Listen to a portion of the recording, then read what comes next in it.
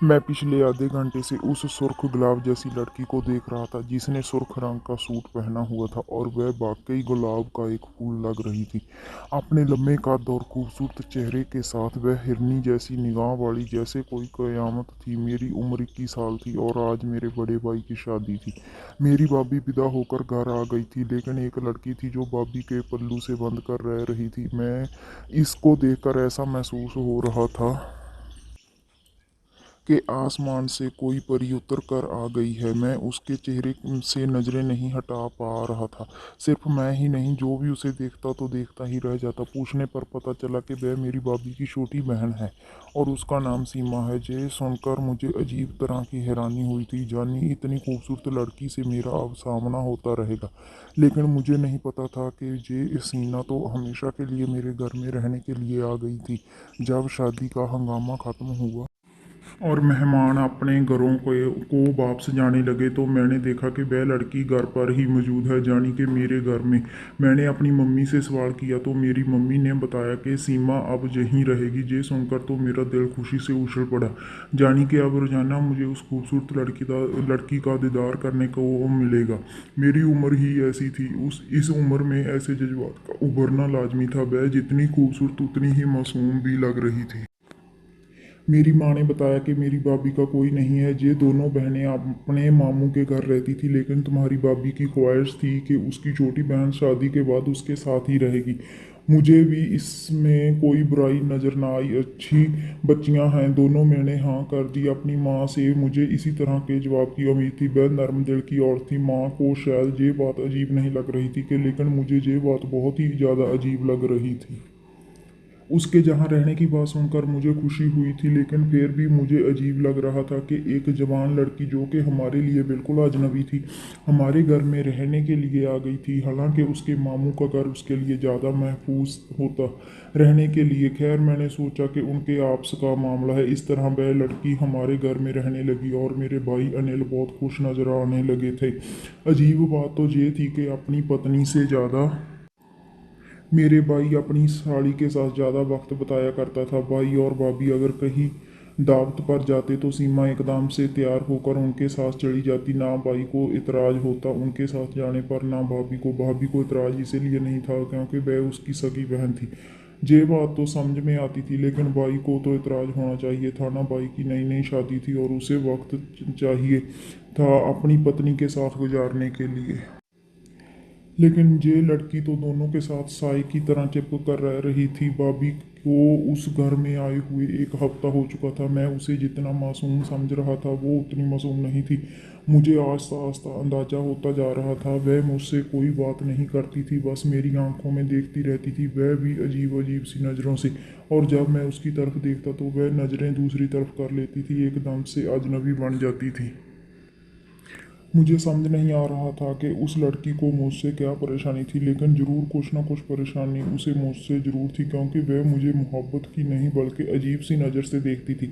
अगर वह हसीना थी तो मैं भी कुछ कम नहीं था। मुझे भी लड़कियां मुड़ मुड़ कर देखती थी, लेकिन उस लड़की की नज़रों में कुछ अजीब सा था जिससे मैं समझ नहीं पा रहा था। पर बात सिर्फ यहाँ तक की ना रही।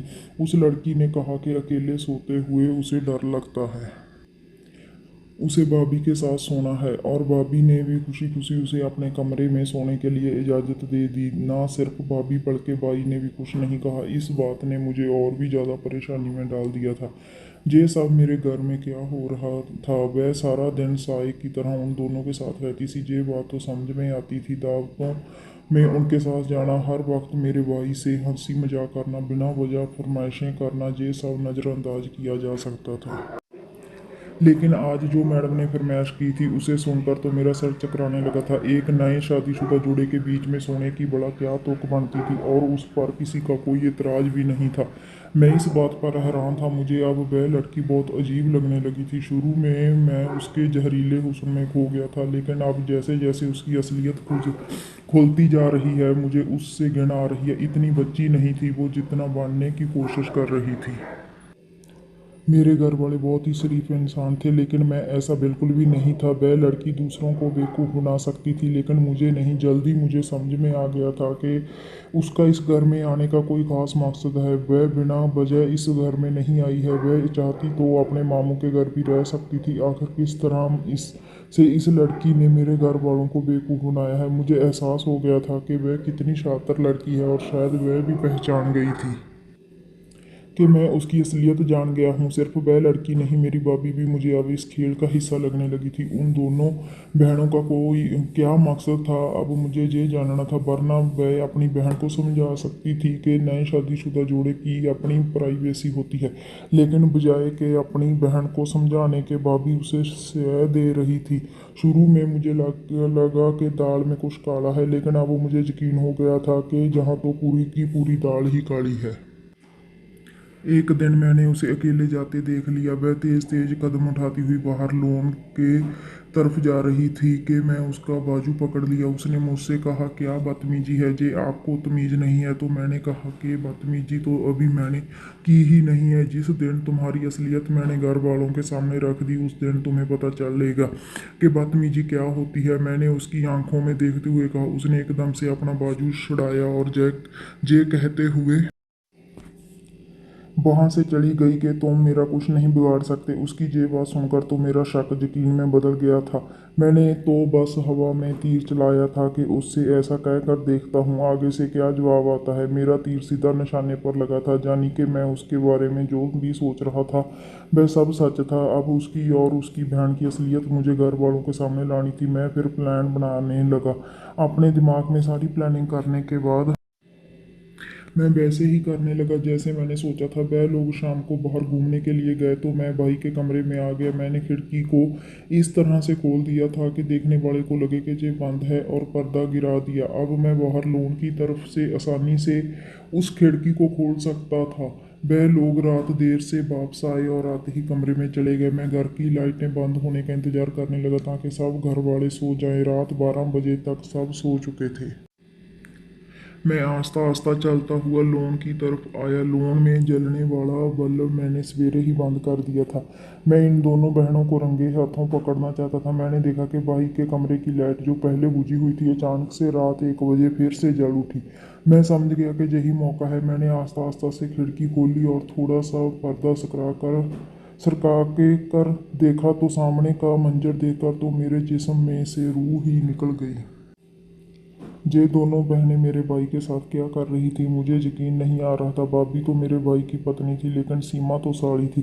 वह दोनों मेरे भाई के साथ कर रही थी। मुझे यकीन नहीं आ रहा था। मैंने अपनी जेब में हाथ डाला ताकि उनकी वीडियो बनकर उनको रंगे हाथों पकड़कर घर वालों को दिखा सकूं, क्योंकि मैं जानता था कि मेरे माँ बाप, मेरे बहन भाई को कोई भी मेरा यकीन नहीं करेगा। वह सब बहुत ही मासूम थे, वह खुद सब अच्छे थे, इसीलिए हर किसी को अच्छा समझते थे। मैं थोड़ा अलग माहौल में पला बड़ा था। बचपन से कॉलेज में रहा था, वहाँ पर मैंने चालाकियाँ सीख ली थी जो मेरे घर वालों को नहीं आती थी। मैंने ना सिर्फ चालाकी सीखी थी बल्कि चालाक इंसानों को पहचानना भी सीख लिया था। मैंने जैसे ही अपनी जेब में हाथ डाला तो देखा मेरा मोबाइल तो है ही नहीं। मैं अपना मोबाइल अपने कमरे में भूल आया था। एकदम से मैं अपने कमरे की तरफ बढ़ा और मोबाइल उठाया, लेकिन जब मैं वापस आया तो मंजर बदल चुका था। उन दोनों ने कमरे की बत्ती बुझा दी थी। हर तरफ अंधेरा ही अंधेरा था, कुछ भी नजर नहीं आ रहा था। मुझे अपने भाई की चिंता होने लगी थी। मैंने सोचा कि मैं दूसरी बार कोई गलती नहीं करूंगा। कल मैं उनको रंगे हाथों पकड़ कर रहूंगा, लेकिन इससे पहले मैं कुछ करता। सीमा समझ गई थी कि मैं क्या करने वाला हूँ, इसलिए उसने ऐसा हंगामा किया कि मेरे ही घर वालों की नज़रों में मुझे ही गिराना चाहा। इससे पहले कि मैं भाई के कमरे की तरफ जाता, वह मेरे कमरे में आ गई। दरवाज़ा खुला हुआ था, मैं लॉक नहीं करता था।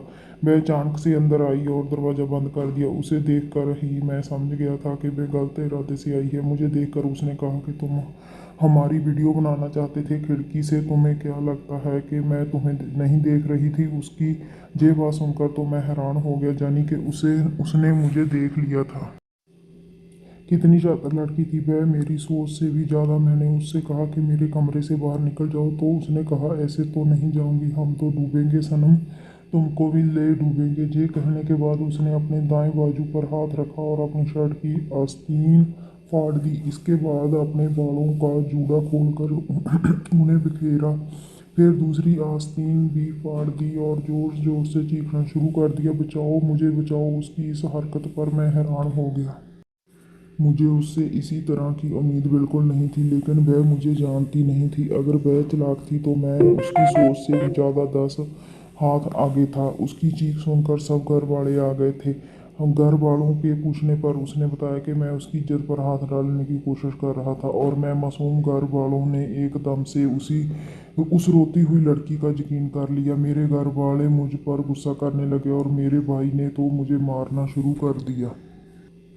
लेकिन फिर मेरे पापा ने रोक लिया। मेरे पापा ने मुझे कहा कि अभी के अभी मेरे घर से निकल जाओ। मुझे तुमसे ये उम्मीद नहीं थी कि तुम एक अनाथ लड़की की इज्जत पर हाथ डालोगे। इस बच्ची को रहने के लिए जगह नहीं थी, इसलिए हमने इसे घर में जगह दी। लेकिन इसका ये मतलब नहीं कि तुम उसके साथ इस तरह की हरकत करो। मुझे तुमसे ये उम्मीद नहीं थी। मेरे दूसरे बेटे तो इस तरह नहीं है, लेकिन तुमने शायद कॉलेज में रहकर ये सब सीख लिया। पापा की बात सुनकर मुझे दुख हुआ था। अब मुझे ये मामला संभालना था। मैं पूरी तरीके से फंस चुका था, लेकिन मुझे पता था कि मुझे क्या करना है। मैंने कहा कि ठीक है, आप लोगों को अगर मेरा यकीन नहीं है तो ना करें, लेकिन एक बार अनिल भाई के कमरे की तलाशी मुझे लेने दें, बल्कि आप खुद सब मेरे साथ चलें। मैं आपको कुछ दिखाना चाहता हूँ। इसके बाद मैं खुद ही ये घर छोड़कर चला जाऊँगा। इतना तो मैं समझ गया था कि वह सारे सबूत मिटा चुकी होगी। लेकिन चोर चाहे कितना ही शातिर क्यों ना हो, कोई ना कोई गलती जरूर करता है। मैं भी उनकी एक गलती को पकड़ने के लिए घर वालों को भाई के कमरे में ले आया। सीमा और भाभी दोनों को यकीन था कि उन्हें सब कुछ पहले से ठीक कर दिया था, लेकिन एक गलती जो उनसे हुई थी जिसका उन्हें अंदाजा भी नहीं था, लेकिन मैंने वह गलती पकड़ ली थी। मैंने भाई से कहा कि भाई, रात को ये दोनों आपको बेहोश करती हैं और घर में जितना कीमती सामान है, पैसे जेवरात एक बैग में डाल रखा है।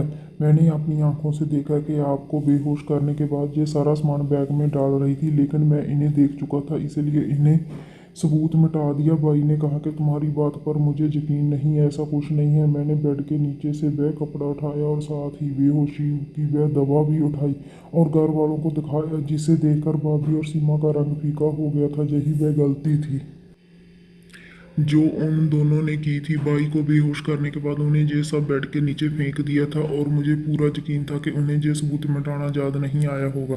थोड़ी देर बाद ही मेरी बड़ी भाभी कमरे में आई और कहने लगी कि उनका सारा जेवर कमरे से गायब है।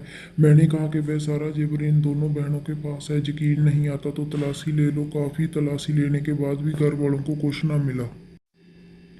फिर मैंने कहा कि घर में मौजूद जो पैसे आपने रखे थे वह तो देख लें कि कहाँ रखे हैं। मेरे पापा ने जहाँ अपने पैसे रखे हुए थे वहाँ देखा तो कुछ भी नहीं था। मैंने कहा, ये सब कुछ इन दोनों बहनों का किया धरा है। रातों रात इन लोगों ने पैसा कहीं गायब कर दिया है।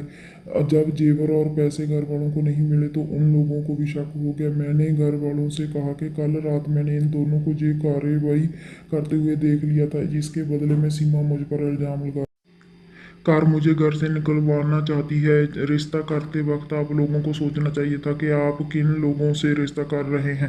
ना जान ना पहचान आप लोगों ने लड़की का हुस्न देखकर शादी कर ली। मेरी माँ ने भी तलाशी ली। घर में ना कोई जेवर था ना कोई पैसा था, तो उन्हें सारी बात समझ में आ गई। मेरे भाई ने कहा कि सब कुछ वापस कर दो, वरना भी पुलिस को फ़ोन करके दोनों बहनों को पुलिस के हवाले करता हूँ। जब इन दोनों बहनों ने देखा कि उन्हें चारों तरफ से मुसीबत ने घेर लिया है, तो सीमा ने फौरन मेरी माँ के पैर पकड़कर माफ़ी मांगी और कहा कि ये सब कुछ करने के लिए उसे भाभी ने उकसाया था। सीमा रोते हुए माफ़ी मांग रही थी, लेकिन वह अब भी ड्रामा कर रही थी और मेरी भाभी फटी फटी आंखों से अपनी छोटी बहन को देख रही थी कि जिसने सारा जुर्म मेरी भाभी पर डाल दिया है। खैर, जो भी था सच सबके सामने आ चुका था। मेरी भाभी और सीमा के मामू का एक क्रिमिनल गैंग था और जगह जगह उन दोनों बहनों को शादी के बहाने से बेचकर डाके डलवाता है और हम जैसे शरीफ इंसानों को ये लोग बेवकूफ़ बनाकर पहली शादी का ड्रामा रचाते हैं और फिर चोरी करके वहाँ से भाग जाते हैं। मेरे घर वालों ने पुलिस